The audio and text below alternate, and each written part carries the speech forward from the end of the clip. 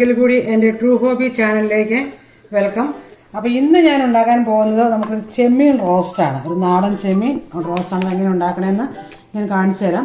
അതിന് ഇൻഗ്രീഡിയൻസ് എല്ലാം ഞാൻ ഉണ്ടാക്കണമനുസരിച്ച് ഞാനത് പറയാം. ഇപ്പോൾ സെപ്പറേറ്റ് ഇൻഗ്രീഡിയൻസ് കാണിക്കുന്നില്ല. അതിന് ആദ്യമായിട്ട് ഞാൻ കുറച്ച് ചെമ്മീൻ ഇവിടെ നല്ലതായിട്ട് കഴുകി എടുത്തിട്ടുണ്ട്. നമ്മുടെ പച്ച ചെമ്മീനാണ്, നല്ല ഫ്രഷ് ചെമ്മീനാണ്. അതിലേക്ക് ഞാൻ കുറച്ച് മുളക് പൊടി ഇട്ടുകയാണ്. പിന്നെ ഇത് കുറച്ച് മഞ്ഞൾപ്പൊടി, കുറച്ച് ഉപ്പ്, ഇത്രയും ചേർത്ത് നമ്മളതങ്ങോട്ട് മാറിനേറ്റ് ചെയ്ത് വെക്കണം.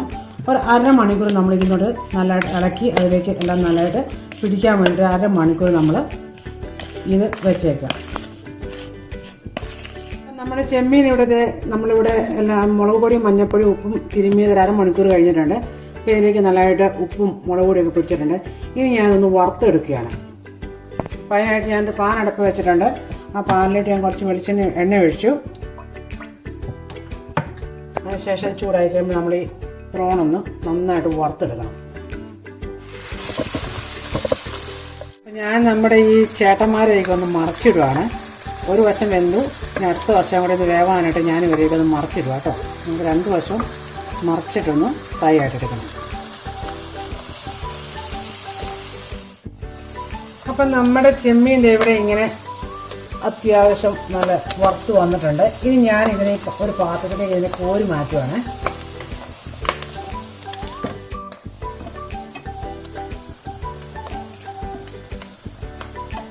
അപ്പം നമ്മുടെ ചെമ്മീൻ ഇങ്ങനെ വറുത്ത് ഞാനിവിടെ കോരി മാറ്റി വെച്ചിട്ടുണ്ട്. ഇനി നമുക്ക് ആ ചെമ്മീൻ വറുത്ത് അതേ എണ്ണയിലേക്ക് നമുക്ക് അടുത്ത സാധനങ്ങളെല്ലാം വഴറ്റിയെടുക്കാം. എണ്ണ കൂടുതലാണെന്ന് തോന്നുവാണെങ്കിൽ നിങ്ങൾക്ക് മാറ്റാം. അഥവാ കുറവാന്ന് തോന്നിക്കാൻ നമുക്ക് കുറച്ചുകൂടെ ഒന്ന് അടപ്പ് ചെയ്യാം. അപ്പോൾ ഞാനൊരു ശക്കല എണ്ണയും കൂടെ ഒഴിക്കുകയാണ്.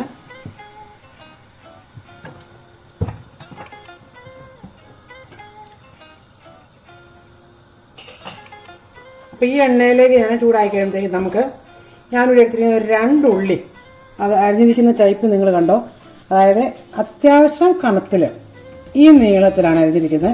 കാരണം നമ്മൾ ഈ ചെമ്മീൻ കഴിച്ച് കഴിയുമ്പോഴത്തേക്ക് നമുക്ക് അതൊക്കെ ഒന്ന് കടിക്കാനൊക്കെ ആയിട്ട് ഒത്തിരി അങ്ങ് വഴറ്റരുത് അത്. അപ്പോൾ ഞാനിത് എണ്ണയിലേക്ക് ഇട്ടൊന്ന് വഴറ്റിയെടുക്കുകയാണ്. അതിൻ്റെ കൂട്ടത്തിലേക്ക് ബാക്കിയുള്ള സാധനങ്ങളൂടെ ആഡ് ചെയ്യും. നിങ്ങൾക്കപ്പോൾ അത് കാണാൻ എന്നാക്കിയാണ്.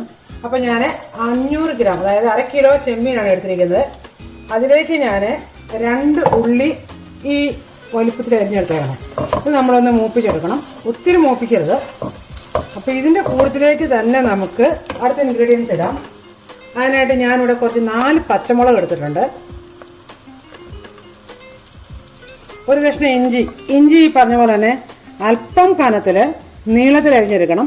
ഞാൻ ആദ്യം പറഞ്ഞ പോലെ തന്നെ നമുക്കിത് ചെമ്മീൻ കഴിക്കുമ്പോൾ ഇതൊക്കെ ഒന്ന് സെപ്പറേറ്റ് ഒന്ന് കടിക്കാൻ കിട്ടുന്നതാകുമ്പോൾ വെച്ച് ടേസ്റ്റ് കൂടുതലാണ്. അപ്പോൾ ഇതൊന്നും ഒത്തിരി അങ്ങ് വഴറ്റണ്ട. അതുപോലെ തന്നെ നമ്മുടെ വെളുത്തുള്ളിയും നീളത്തിൽ അരിഞ്ഞതാണ്. അപ്പോൾ ഇത്രയും സാധനങ്ങളും ആ കൂടെ ഞാൻ കുറച്ച് പച്ചമുളക് എടുത്തിട്ടില്ല, കരിയാപ്പില എടുത്തിട്ടുണ്ട്. ഈ കരിയാപ്പിലയും കൂടെ കൂടി നമുക്ക് നല്ലതായിട്ടൊന്ന് അത്യാവശ്യം ഒത്തിരി വഴറ്റെടുത്ത് ഞാൻ കാണിച്ചു തരാം. അതിൻ്റെ ഭാഗം അത്യാവശ്യം ഒന്ന് വഴറ്റിയെടുക്കുക. അപ്പോൾ ഈ ഒരു പാകത്തിൽ ഇത് വഴന്നു കഴിഞ്ഞപ്പോൾ ഞാനിനി അടുത്തായിടാൻ പോകുന്നത് നമ്മൾ കുറച്ച് തേങ്ങാക്കൊത്ത്, ഈ വലുപ്പത്തിലായിരുന്നു കുറച്ച് തേങ്ങാക്കൊത്ത് ഇതിലേക്ക് ആഡ് ചെയ്യാണ്. നമ്മുടെ തേങ്ങാക്കൊത്തിട്ടു, അതൊന്ന് നല്ലതായിട്ട് ഇളക്കിയെടുക്കണം. അപ്പോൾ നമ്മുടെ തേങ്ങാക്കൊത്തിട്ട് നല്ലതായിട്ടൊന്ന് വഴറ്റിയെടുത്ത് കഴിഞ്ഞ ശേഷം ഞാൻ ഇതിലേക്ക് ഒരു 2 തക്കാളി ചെറുതായിട്ട് അരിഞ്ഞതിലേക്ക് ഇടുവാണ്. ഈ തക്കാളി കിടന്ന് അല്പം ഒന്ന് മൂത്തെടുക്കണം. അപ്പോൾ നമുക്കതൊന്ന് ഇളക്കി കൊടുക്കാം. നമ്മുടെ ഓണിയനും പച്ചമുളകും ഇഞ്ചിയും തേങ്ങാക്കൊത്തും ടൊമാറ്റോയും എല്ലാം കൂടെ കിടന്നിട്ട് അത്യാവശ്യം ഈ പാതിൽ മൂത്തെടുത്തിട്ടുണ്ട്.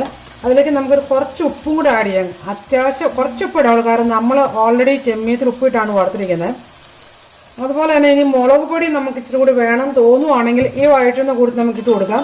ഞാനിപ്പോൾ അധികം മുളക് പൊടി ഇടുന്നില്ല, കാരണം അത്യാവശ്യം മുളക് പൊടി ഇടാത്തതുകൊണ്ട് നമ്മുടെ ആ ബാക്കി വന്ന എണ്ണയ്ക്കകത്ത് മുളക് പൊടി ഉണ്ടായിരുന്നതുകൊണ്ട് അത്യാവശ്യം കളറും ഉണ്ട്. ഞാൻ കാശ്മീർ ചിക്കനാണ് എടുത്തേക്കണേ. പിന്നെ എരിവിന് വേണ്ടി നമുക്ക് അതിൽ പച്ചമുളക് ആഡ് ചെയ്തിട്ടുണ്ട്. ഇനി ഇതിലേക്ക് നമ്മൾ ഈ വറുത്ത് വെച്ചിരിക്കുന്ന ചെമ്മീനങ്ങ് ആഡ് ചെയ്യാണ്.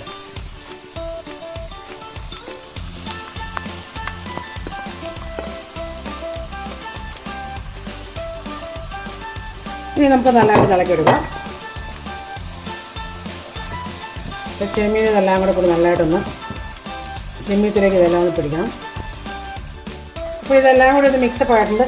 ഇനി ഞാനിതിലേക്ക് ലാസ്റ്റ് ചേർക്കാൻ പോകുന്ന ഒരു ശകലം കുടംപുളി, അതൊരു 4 പീസാണ് എടുത്തിരിക്കുന്നത്. അതിലേക്ക് തിളച്ച വെള്ളം ഒഴിച്ച് കുഴുത്തി വെച്ചിട്ടാണ്. അപ്പോൾ നമുക്ക് കാരണം അധികം നേരം ഇതിലേക്ക് പുളി പിടിക്കാനുള്ള സമയമില്ല. കാരണം അപ്പം തിളച്ച വെള്ളം ഒഴിച്ച് കഴിയുമ്പോഴേക്കും നമുക്ക് ആ പുളിയുടെ വെള്ളമൊക്കെ അതിലേക്ക് പുളിയൊക്കെ ആ വെള്ളത്തിലേക്ക് ഇളകിയിട്ടുണ്ട്. അപ്പോൾ ഇനി ഞാൻ ഇതിലേക്ക് ഇത് ആടിച്ചാണ്. അധികം വെള്ളം ഒഴിക്കണ്ട, കാരണം നമുക്കിത് ഒത്തിരി ഗ്രേവി ഒന്നും ആവശ്യമില്ല.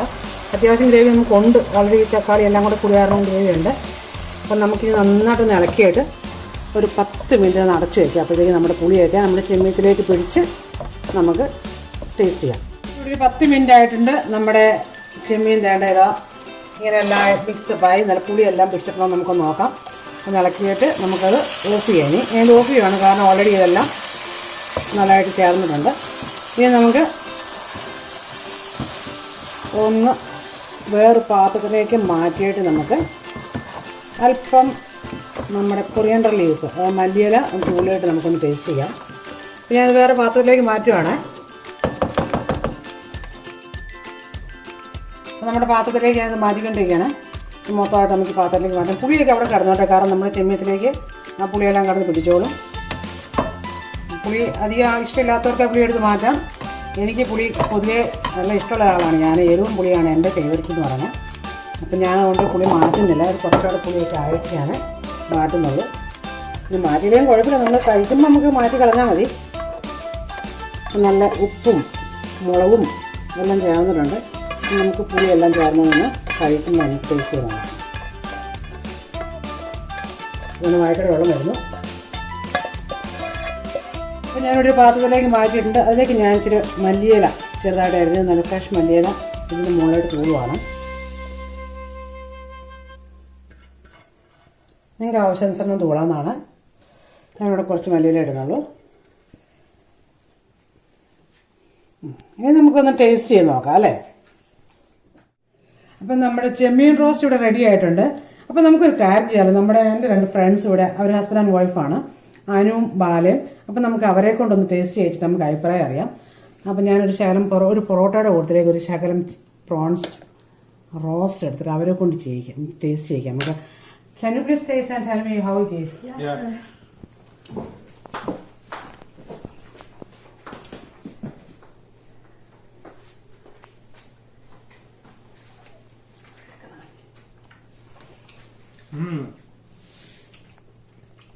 It's juicy. It's nice.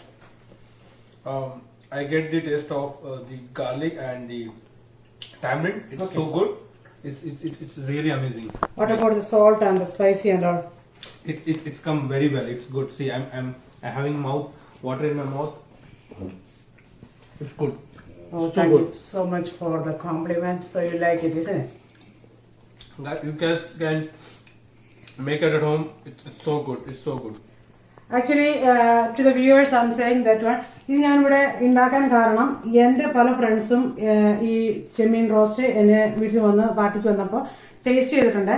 അപ്പോൾ റീസെന്റ് അവരെനിക്കൊരു റിക്വസ്റ്റ് അയച്ചിരുന്നു, ചേച്ചി ക്രിസ്മസ് ഒക്കെ അടുത്ത് വരുന്നുണ്ട്, ഇച്ചിരി പ്രോൺ റോസ്റ്റും അവരെ ചേച്ചിയുടെ സ്പെഷ്യൽ താറാവ് കറിയും ഒന്ന് ഉണ്ടാക്കി ഒന്ന് വീഡിയോ ഇടാവുമെന്ന്.